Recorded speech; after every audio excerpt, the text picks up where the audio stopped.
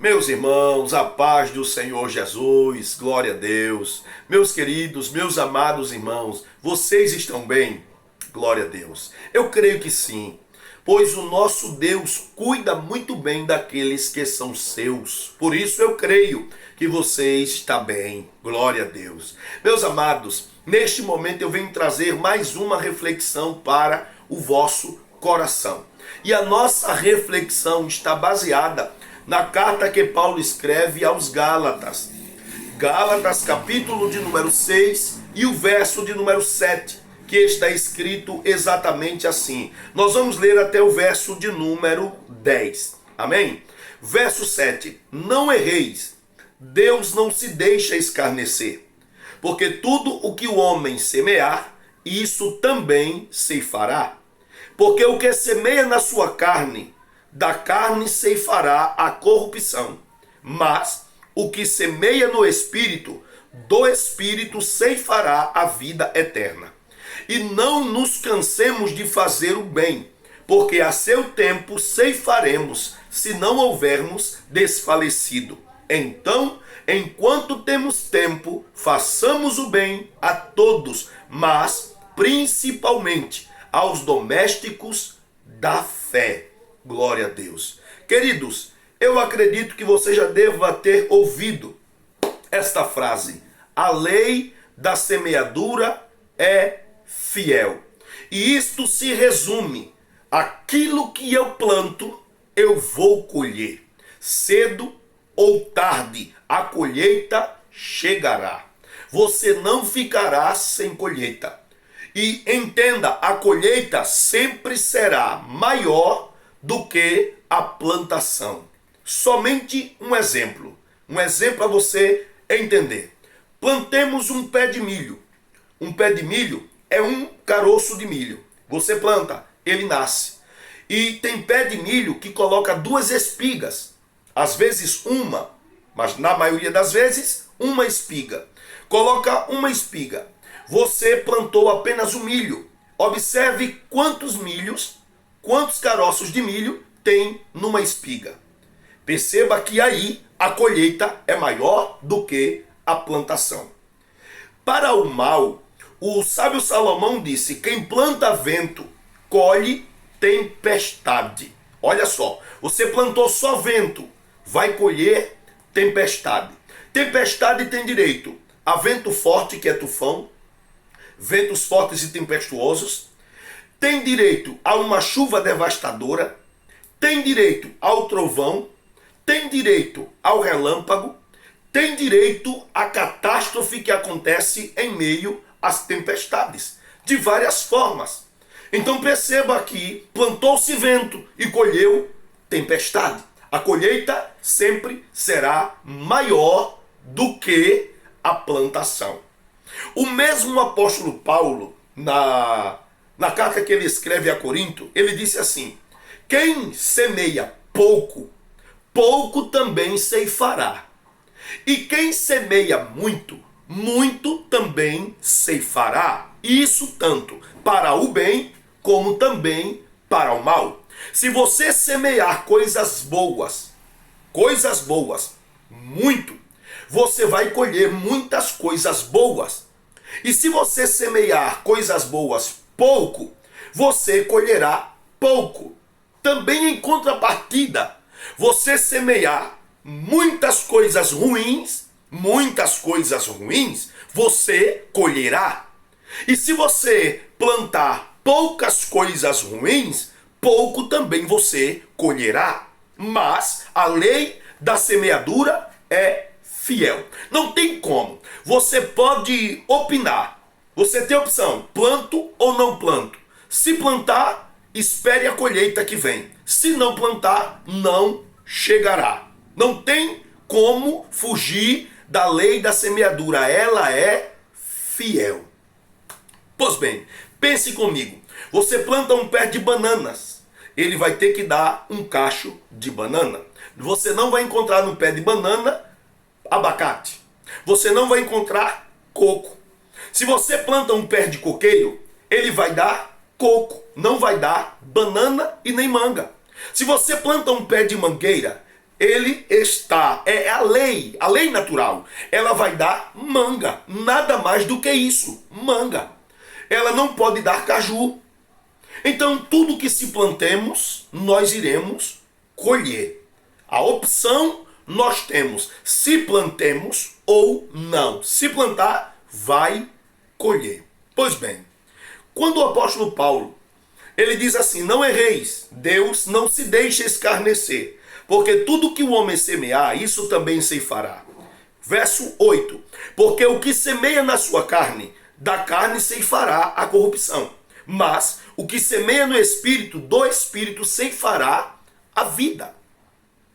Amados irmãos, quantas pessoas que aproveitam a sua carne para semear pecado, semear defeitos, erros, corrupção.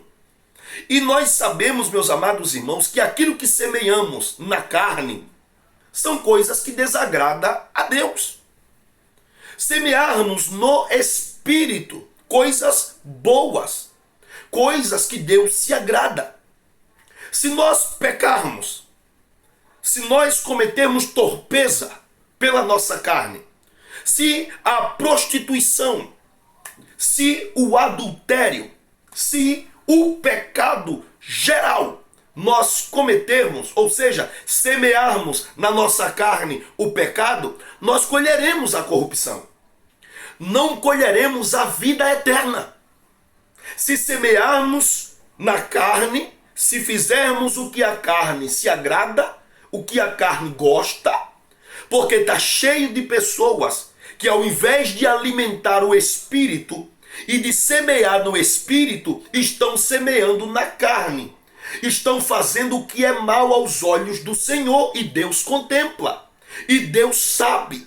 Embora que as pessoas que estejam à sua volta não vejam, mas Deus vê. Ainda que seja secreto para muitos, mas para Deus é como se fosse ao pleno meio-dia. Deus enxerga, Deus vê tudo e sabe de todas as coisas. Então, meus amados, semear na carne é você cometer o erro, é você pecar. E a Bíblia vai nos dizer que a colheita vem. Qual é o salário do pecado? O apóstolo Paulo disse, olha, o salário do pecado é a morte. Primeiro vem a morte espiritual. A morte espiritual, meus amados irmãos, aquela que te deixa distante de Deus. Aquela que te deixa distante da presença de Deus. Aquela que te impede de receber os benefícios de Deus. Aquela que te impede de manter um contato, uma comunhão com Deus. O pecado separa o homem de Deus. Isaías, no capítulo 59, verso de número 1, verso 2, ele diz, mas as vossas iniquidades, pecados, mas as vossas iniquidades fazem divisão entre nós, entre vós e o vosso Deus. Quem semeia na carne não pode ter intimidade com Deus.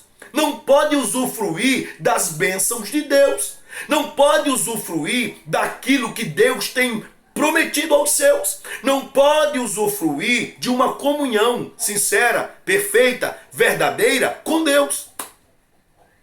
Perceba, semear na carne é você pecar, cometer os pecados que Deus diz não. E quando você planta isso na sua carne, quando você planta o pecado, você vai colher o que o pecado tem. Aí Paulo disse, o salário do pecado, a colheita do pecado é a morte. É a morte. A colheita do pecado é a morte. Você plantou na carne, plantou pecado, plantou erros. Veja o que é que a Bíblia vai nos dizer acerca disso. O sábio Salomão, ele disse assim, ele disse, olha, tem 6 coisas que Deus aborrece, e a 7ª Deus abomina. Eu não vou citar as 6. Aí ele diz, a 7ª, sabe qual é? É aquele que semeia contenda entre os irmãos. Aquele que semeia contenda entre os irmãos. Veja que a contenda é uma semente. E quem tem coragem de semear a contenda é uma pessoa que quer ver desunião, que quer ver brigas, que quer ver separação. Por isso que Deus diz, e Deus odeia, abomina, aborrece de tal maneira aqueles que semeiam contenda entre os irmãos. Existem, meus amados irmãos, casais que se separam por causa de uma contenda. Amigos que se deixam de ser amigos por causa de uma contenda. Pessoas que são unidas, trabalhos, departamentos, órgãos de igreja, às vezes perdem aquela unidade, aquela unificação por causa da contenda. Alguém escolheu semear o mal. E o mal cresce. O mal aparece. E o mal destrói. Porque quantas amizades são destruídas por causa de uma contenda? Às vezes porque alguém tem ciúme daquela amizade, queria aquela amizade só para ela, só para ele. E você é amigo da pessoa e a pessoa fica ali tentando, destroçando, destruindo a pessoa dentro de você. E o que acontece, o que resulta? Aquela pessoa vai se separar, vai se irritar e vai ficar com ódio no coração. Aí o sábio Salomão disse, Deus odeia, Deus abomina quem semeia contenda entre os irmãos. Por isso que eu digo para você, tenha cuidado com a semente que você está semeando. Tenha muito cuidado com a semente que você está semeando. Você tem opção, semeio ou não. Agora, depois que semear, meu irmão, depois que semear,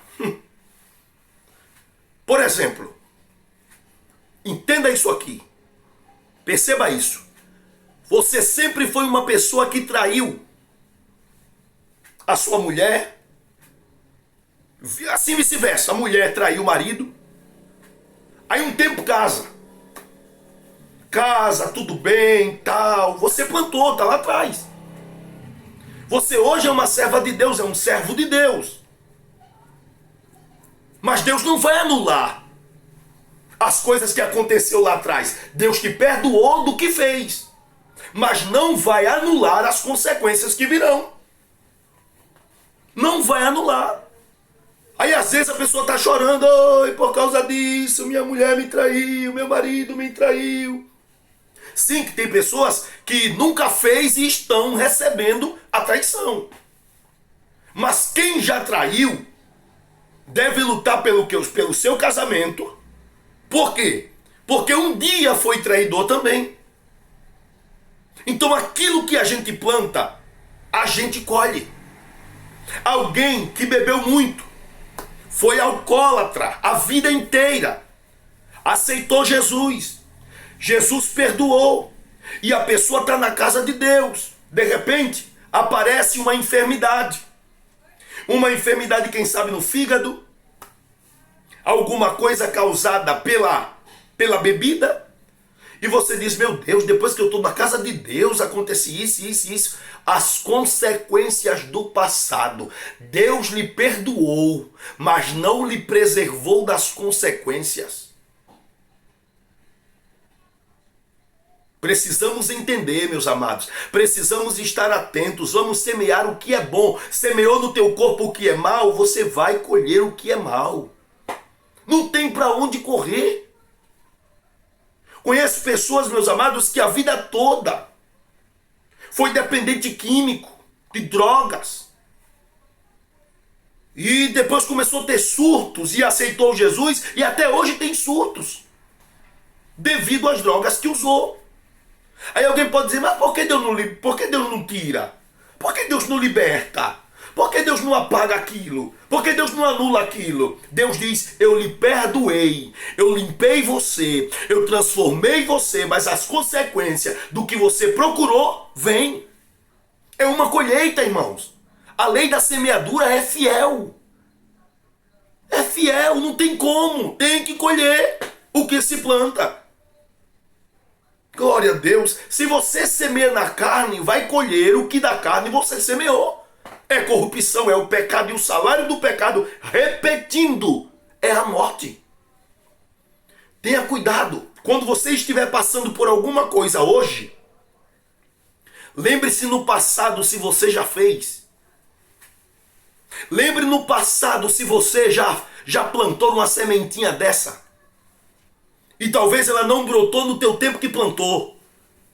Porque a plantação, ela dura um tempo para dar o fruto, para a colheita. Você planta, cuida e espera para que o dia da colheita chegue. Nunca você planta agora para colher agora.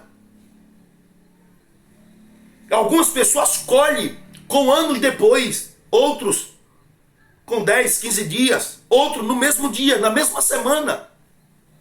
Mas a colheita, ela vem. Tenha cuidado, meus amados irmãos, naquilo que você está plantando. Tenha muito, mas muito cuidado. Plante o que é bom. Plante o que é bom. Agora, quem planta no Espírito, colhe do Espírito. Quem planta coisas boas, colherão coisas boas. Coisas agradáveis. Tem gente que não planta, ó, irmão, nunca visitou ninguém. Nunca foi na casa de ninguém, doente. Nunca foi orar por ninguém. Ele cai em cima da cama, ele adoece, depois de assim, ninguém veio me visitar. Ninguém veio na minha casa. Ninguém veio aqui, não fez isso, não fez aquilo. Aí eu pergunto, você visitou? Você cuidou de alguém quando teve a oportunidade de cuidar?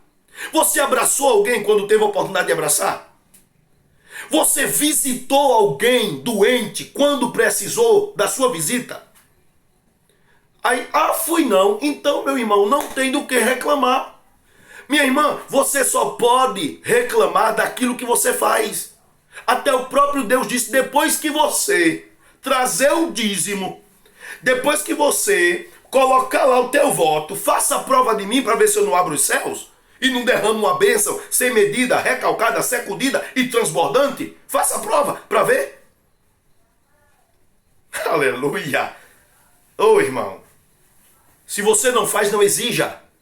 O que nós plantamos, nós colheremos. O que nós hoje devemos fazer é uma análise.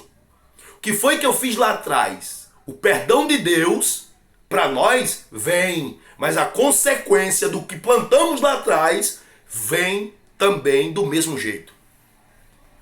Agora faça o que é bom. Semeie no Espírito. Cuide de alguém. Ame alguém.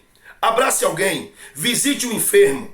Ore por uma pessoa, que você terá pessoas ao seu redor. Às vezes as pessoas estão tão longe, mas vêm para te ajudar. Você pode até cuidar de alguém, teu próximo, que quando você adoeceu, passar por alguma privação, alguma necessidade, essa pessoa que você cuidou pode até não vir para cuidar de você, para abraçar você, para cuidar de você de alguma forma. Mas Deus não ficou esquecido do que você fez. E aí eu me apego num dos versículos que está no livro de Esther. Quando Esther disse, se o socorro não vier desta terra, de outra parte virá, mas vem. Porque não é troca de favores. Não é você fazer um favor para o irmão e o mesmo irmão fazer outro para você. Você está fazendo um favor para o irmão, mas prestando um serviço a Deus. É o que a Bíblia diz. E mesmo que aquela pessoa, no seu momento de dificuldade, de adversidade, de prova, de luta, de problema mesmo que você passe, mesmo que aquela pessoa não venha, Deus tem um compromisso com você. Porque você cuidou de alguém, prestou um serviço para Deus e Deus não vai lhe deixar na mão. Ele vai usar alguém, seja dos Estados Unidos, seja de qualquer outro país, de qualquer outro estado, de qualquer outra cidade, de qualquer uma outra rua, mas o socorro vem, porque o compromisso de quem ajuda não é com quem foi ajudado, é com quem, com quem colocou no teu coração para ajudar, é com Deus. Faça o bem.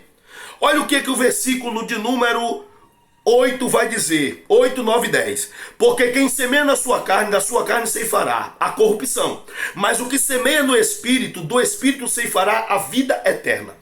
E não nos cansemos de fazer o bem. Em seguida, Paulo vem dizendo, não se canse de fazer o bem. Não se canse de ajudar alguém. Não se canse de estender a mão. Não se canse de abraçar alguém que precisa. Não se canse de visitar um enfermo. Não se canse de fazer alguma coisa por alguém. Faça o bem. Jesus disse, faça o bem sem olhar a quem. E não nos cansemos de fazer o bem. Por que Paulo diz isso? Porque às vezes, meus amados irmãos, nós queremos reter. Nós queremos nos cansar. Porque às vezes fazemos o bem e não recebemos. Porque a gente espera do homem. A gente espera, quer ver uma coisa? Você ajuda alguém, faz de tudo por alguém, faz tudo que você pode por alguém, e aquela pessoa, quando você precisa, e você vai lá, a pessoa vira as costas. A pessoa não quer saber de você. Um exemplo, Davi matou a fome de Nabal. Quando precisou de Nabal, Nabal disse, quem é esse Davi? Nem reconheceu. Mas você não pode ajudar uma pessoa esperando o benefício daquela pessoa. Você tem que ajudar uma pessoa, primeiro, porque o seu Deus tem um compromisso com você e o Espírito dele está dentro de você. E não precisa esperar de ninguém. Não espere, não, uma mão lava a outra. Não espere isso de ninguém. Faça para alguém e não espere daquele alguém a mesma coisa que você fez. Às vezes vai vir a ingratidão. Agora Deus não te deixará sem recompensa. Paulo disse assim, não nos cansemos de fazer o bem. Porque quando a gente não recebe, a gente faz o bem e recebe o mal de alguém, a gente diz, não faço mais. Deixa ele vir aqui, não faço mais. Não estendo mais a minha mão. Deixa, ele vai precisar. Tem gente que diz, dor de barriga não dá uma vez só. Não é verdade? Aí Paulo está dizendo, não se canse de fazer o bem. Ainda que a ingratidão venha, continue fazendo o bem sem olhar a quem. E não nos cansemos de fazer o bem, porque a seu tempo, tudo tem um tempo determinado. A seu tempo ceifaremos, se não houvermos desfalecido. Se nós não pararmos, nós iremos receber a colheita. Se não desfalecermos, nós receberemos a colheita boa do que plantamos. Glória ao nome de Jesus. Olha o 10. Então, enquanto temos tempo, façamos o bem a todos, mas principalmente aos domésticos da fé. Principalmente ao seu irmão. Porque Paulo está dizendo? Paulo está dizendo, tem pessoas que têm um desejo, que ajuda as pessoas fora da igreja. As pessoas que ele nem conhece, mas não tem coragem de visitar um irmão dele que está acamado, que está doente. Não tem coragem de comprar um pão e matar a fome de um irmão dele que está passando necessidade. Não tem coragem de dar um abraço de conforto, de alegria no irmão que está numa prova. Aí Paulo está dizendo, olhe, nós temos que fazer o bem a todos, mas principalmente aos domésticos da fé. Ou seja, cuidemos logo do nosso povo, depois cuidaremos dos outros. Aleluia! Não fazer como Judas. Judas disse assim quando aquela mulher derramou um unguento de nardo puro aos pés de Jesus. Judas disse assim, olha para aí, que desperdício, poderia pegar todo esse unguento e vender, é muito caro, e dava para manter famílias pobres, para cuidar dos pobres. Aí Jesus disse assim, Judas, os pobres sempre haverão, sempre existirão pobres, agora eu não estarei aqui todo o tempo não. Glória a Deus. São pessoas mal intencionadas. E tem pessoas que abrem a mão, irmão, que faz de tudo para alguém que está fora, mas não consegue ajudar aos domésticos da fé. Quem é os domésticos da fé? É o seu irmão de igreja, é o seu irmão que canta no mesmo departamento que você, é a sua irmã que faz visita com você, é o seu companheiro de ministério, é a sua irmã, é o seu irmão que está passando por uma privação e você não chega junto, mas tem vontade de ajudar alguém que está passando por um período difícil lá do outro país, lá da outra cidade, lá da cidade tal, lá do estado tal, mas alguém do teu lado está chorando e gemendo e você não tem coragem. Por isso que Paulo está dizendo assim: façamos o bem a todos, mas principalmente aos domésticos da fé. Ele está dizendo principalmente os nossos irmãos, os nossos companheiros de ministério. Amém, meus amados? Você pode opinar, plantar ou não plantar, mas depois que plantar, a colheita vem, quer seja para o bem, quer seja para o mal. O sábio Salomão disse: plante, não olhe para as nuvens e nem olhe para o vento, simplesmente plante. Glória a Deus, porque ao seu tempo a colheita virá. Amém, meus amados? Faça o bem, plante o bem, plante o que é bom, plante amor, receba amor. Plante, plante, plante. Não é que você vai fazer só o bem e vai receber o bem, não. Mas plante, semeie no Espírito, que você vai colher a vida eterna. Faça o que é bom, que você vai herdar o céu. Faça o que é correto, o que a Bíblia manda, que a gente vai morar na glória. Ele disse a sua palavra no Evangelho de Mateus, capítulo 24, versículo 13. Ele disse: mas aquele que perseverar até o fim será salvo. Glória ao nome de Jesus. Façamos o bem a todos em todo tempo e façamos o bem sem olhar a quem. Simplesmente por amar e obedecer a palavra de Deus. Amém, queridos? Que Deus abençoe tua vida, tua família, tua casa.